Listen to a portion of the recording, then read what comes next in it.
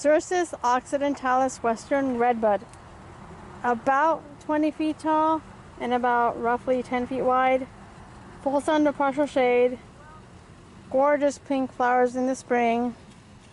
And this particular plant is deciduous, which is nice because you can plant it close to a window that gets a lot of sunlight, and when you want the sunlight to shine in, it'll be in full leaf mode and it won't allow the sun to come in. Yet when you want the sun to come in, if it's super cold, it'll be deciduous and perfectly allow the sun to come in.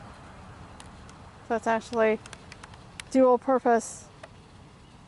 It's also extremely gorgeous when it's mature and in bloom.